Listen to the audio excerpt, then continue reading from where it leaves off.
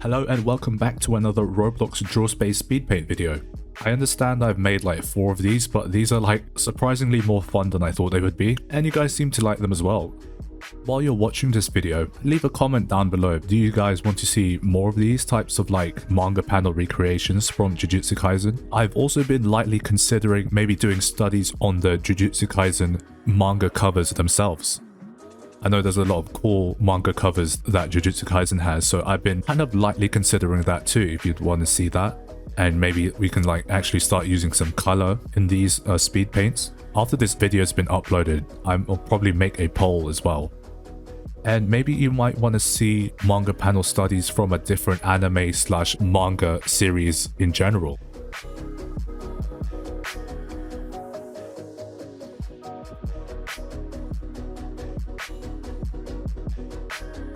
Alright, so during the intro you might have seen on how much I struggled with this face here. I undo and redo it several times over because if you've caught up with the manga or are familiar with this specific manga panel, Sukuna has a very particular face in this manga panel, staring downward in a super particular way that I just couldn't like replicate for the life of me. So it's not the most accurate face actually. Even though it looks fairly decent, I had to do my own tweaks on it. But yeah, this Sukuna face was super challenging. Like surprisingly challenging. And when it came to the manga panels themselves, like the 3 panels that you see, they are fairly wonky even at the very end. There definitely could have been a way better method of doing that. And yeah, the artwork itself definitely does carry the composition. The wonky rectangular panels are a little unrefined here, admittedly. I was going to previously cut out all of those undos and redos. Like, I think it's a good thing to see where I mess up and redo and retouch on certain aspects of this artwork. Yeah, it's just a bit of like transparency. Like, I don't go in here and like get it perfect on the first go. And that's what sketches are for. You can move them around, you can change things. They don't have to be final since things aren't like set in stone. That's how you should treat all sketches. You have the freedom to change as many bits as possible before you really get down to the inking process or the actual drawing process.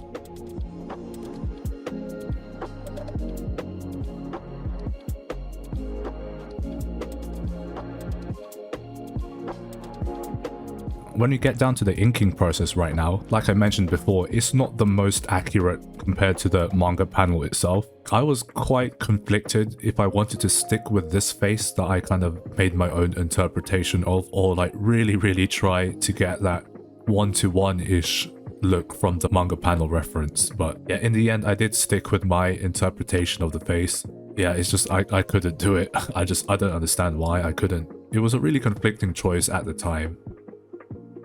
And of course, I don't want to stick to just putting all the effort onto Sukuna first and then figure out everything else. I also wanted to put complete and equal effort for each character, and equal effort here means to put the same amount of dedication and detail and consideration for Jogo himself at the bottom of the composition. And it was kind of like a sigh of relief because, you know, as an artist drawing 2 eyes, drawing a face is really hard. So coming to Jogo, just drawing 1 big eye was a nice little break from all of that. But of course, still not, you know, putting in half the effort, still putting in that effort. And admittedly, I do get a bit ahead of myself in this speed paint. Usually with how these speed paints work with these manga panel studies, I like to get the foundations of the important line work first, before, you know, getting down to all of those details like I'm doing right now. Because usually I will do that after lining everything up. Oh yeah, I just want to talk about like the adaptation of this certain moment in their manga. Like the art direction they took for the later seasons 2 and 3 are so well done. Like the cinematic moments and like the black bars in the scene in the anime, it was like incredible. But you know what, let me know too, how do you feel about the art direction of Jujutsu Kaisen? Are you more of a fan of like the traditional anime look? Of course, we're still good. I'm not going to be that type of person to say it was like terrible compared to the new season, but yeah, I wonder how you guys feel about the art direction of Jujutsu Kaisen, because I am a really big fan of the more movie cinematic style they're going for. I'm not just gonna disregard season 1 like that. Season 1 was still quite good visually too. It was just a more traditional look, a traditional anime look. But the direction just makes the show just feel so much more different. And I'm more than happy for them to stick with that tone until the very end, because it just brings it up to another level. But yeah, I'll leave you alone with the line work, and I'll be back shortly in the coloring process.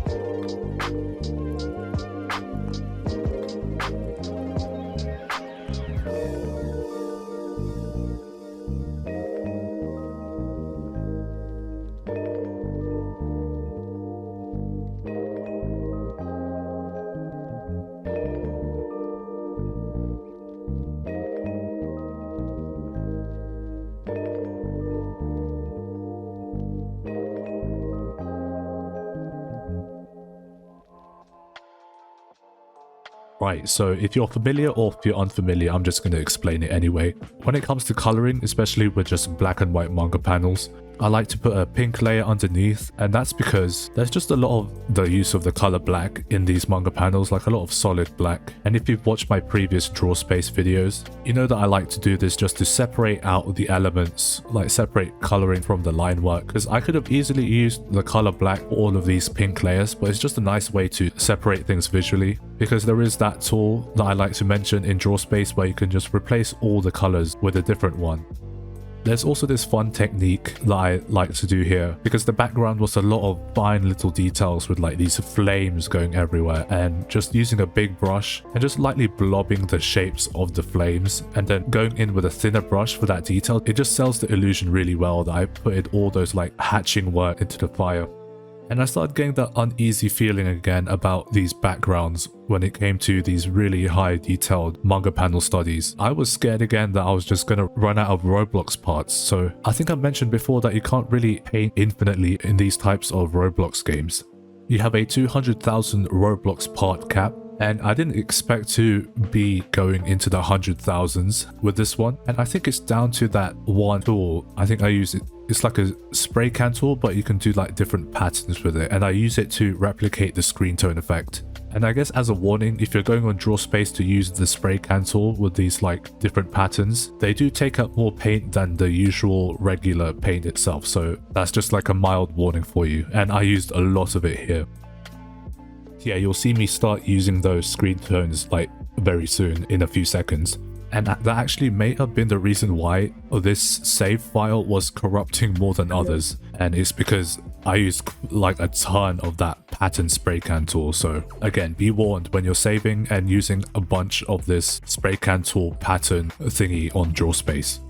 So whenever I click save, it won't update like the time that I saved it. And it would always revert back to when this artwork was in pink. So I had to keep recoloring until I figured out why it was crashing. And yeah, it was because I was using a lot of this spray can tool. If you remember at the beginning of the video, I do say that I would suggest another anime/manga series that you might want me to do speed paints on. So how do you guys feel about Chainsaw Man? I know there's a lot of cool manga panels there and a lot of crazy manga book covers too. So yeah, let me know if you want to see some Draw Space videos on Chainsaw Man. So now we're on to cropping the artwork itself. You can see how much I kind of overdid the background, but it's just nice that I can just go in and create that fake border again, just to really clean up the composition.